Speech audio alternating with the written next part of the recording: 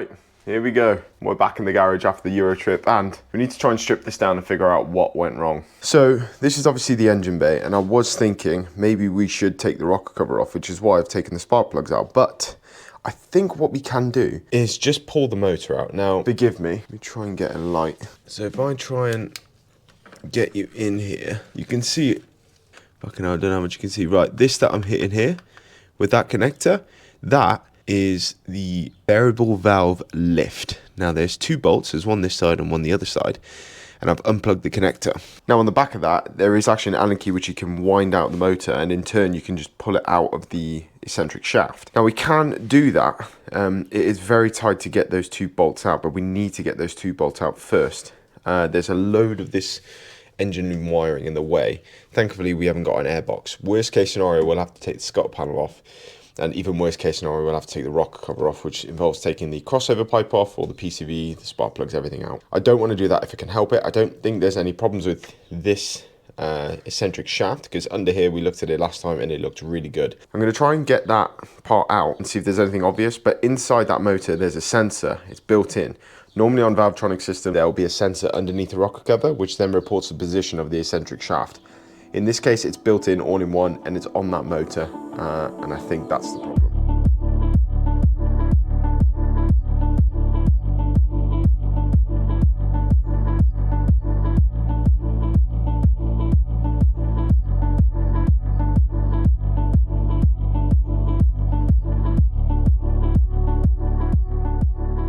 Got her out, and you can see on the gears they're absolutely fine. I'm just giving it a clean up. So obviously a seal there, and then the date on this is 2017. It spins absolutely freely, as you'd expect. In the process of doing this, I've dropped two tools down the back. Now I'm hoping they're on the under tray. Got a feeling they're going to be on top of the fucking gearbox. Fuck. Anyway, I've got a new one of these on order, so this is just what I've got up to today. I just wanted to get this out and check, but the gears look absolutely fine. So I think it is literally just this motor and sensor, or the sensor in here, that when this throws a wobbly and sends the wrong signal, it just locks itself out and puts it in limp. And I think that's our issue. What I'm going to do now is I'm going to put the battery back on. I'm going to turn the ignition on, clear the codes, and watch it sweep. Okay, it's probably going to throw up a load of errors, but here we go.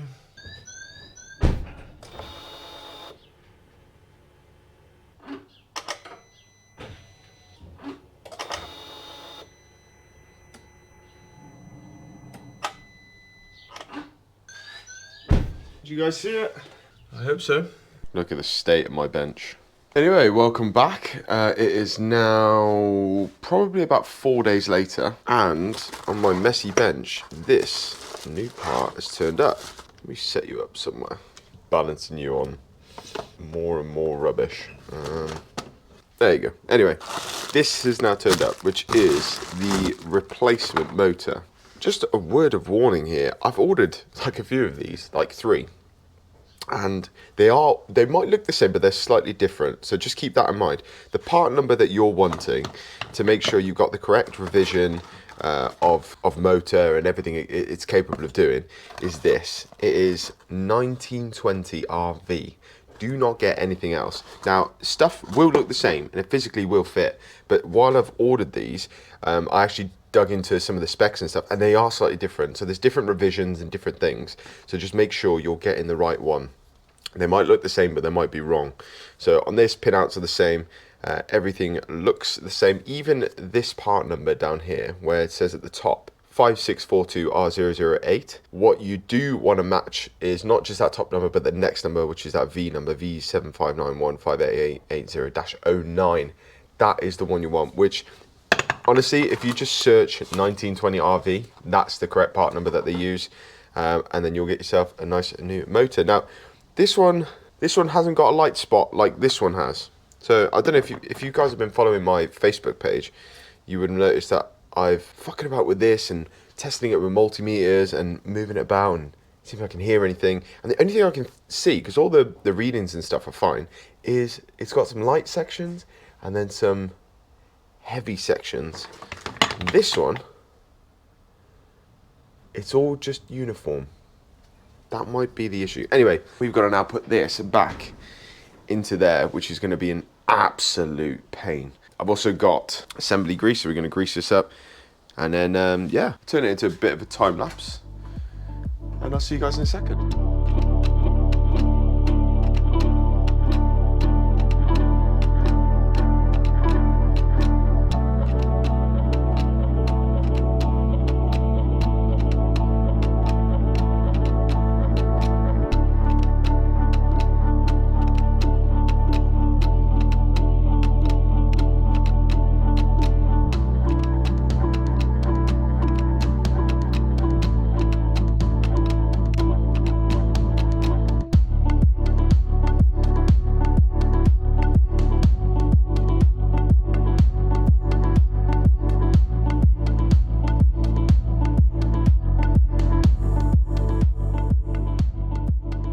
Fuck that. Fuck doing that ever again. My arm is absolutely fucked. I had to get the camera out so I could see.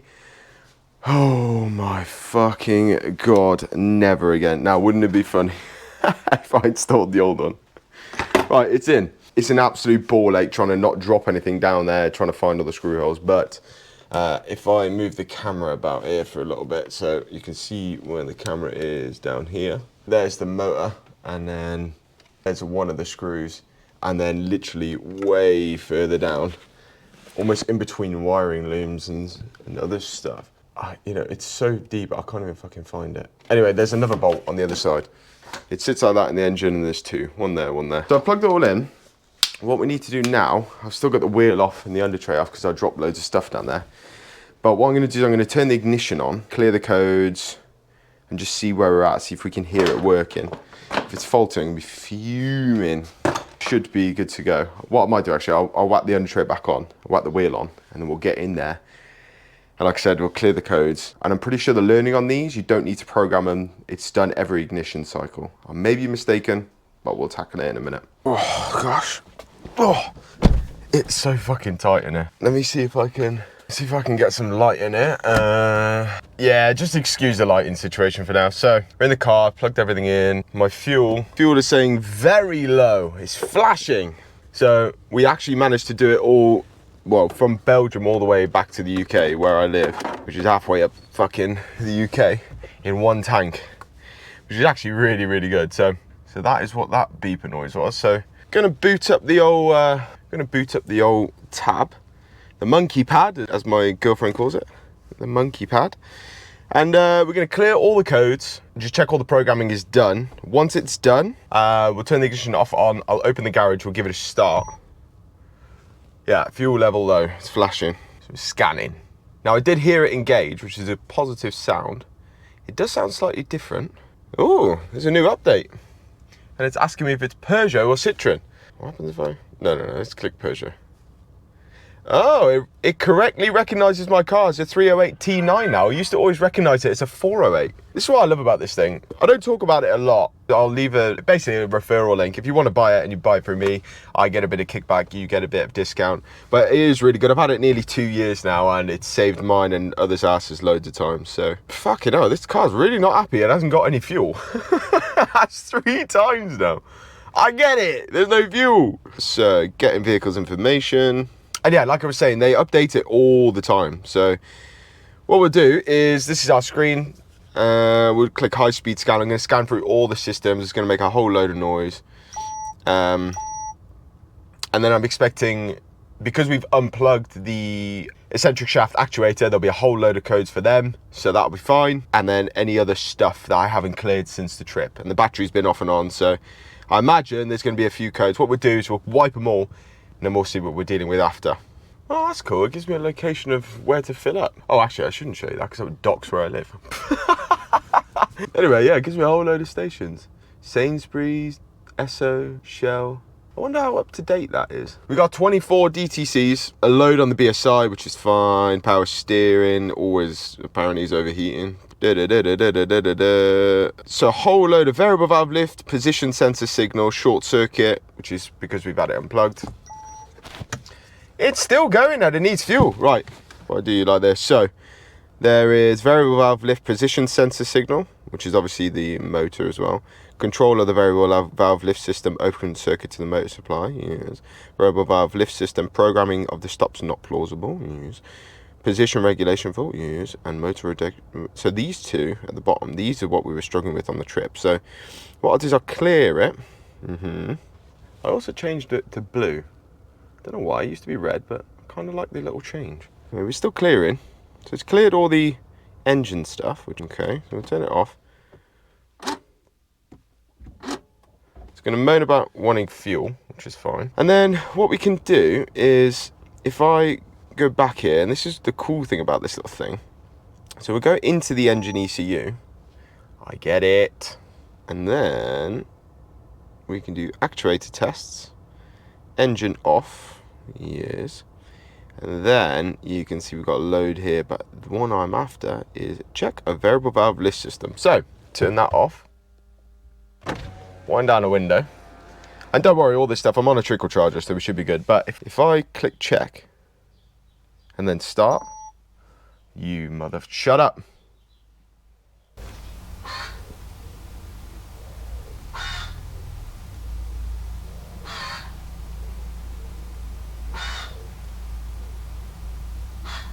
Activation ended. So did you hear that? I'll try and boost the audio in the editing. That sounded good. So then we should be able to live data in here. I think we should have programming done, so we should be ready to start.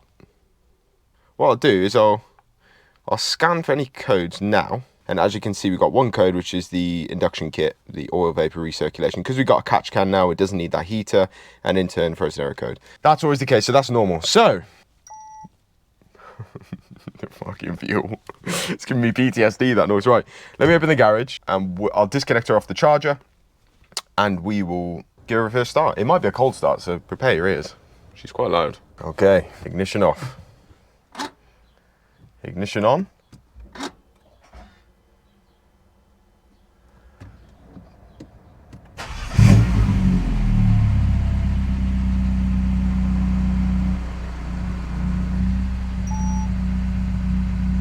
That fuel thing gives me PTSD, man. So we're running. I had a bit of a hiccup. The idle is so smooth now. Had a bit of a hiccup when it first started. It sounded very loud. And then I heard it adjust, and now it's fine. Let's just get her outside quick. Ooh, what a nice day. Just gonna check under the bonnet if any oil leaks or anything like that, but we should be good. So I think I'm just gonna do a quick, in fact, I can do that while we're checking for oil leaks. I don't see anything. This thing needs a clean, man. What I might do quick is just whack that camera back down there just to make sure, because there is a seal on that. The idle's so smooth. Fucking hell, the wind's taking everything. Close this door quick. What a windy day. I'm gonna break my garage. Right, let me have a look. So as you can see, absolutely nothing. That green you can see down there, and a little bit there, that's the assembly lube we used, which is why I chose it to be a different colour than engine oil. Absolutely spot on. This is the type of weather I absolutely hate. It's like sunny, but wet, but cloudy, absolutely awful. Anyway, we are on the way to go get some fuel, as you can see.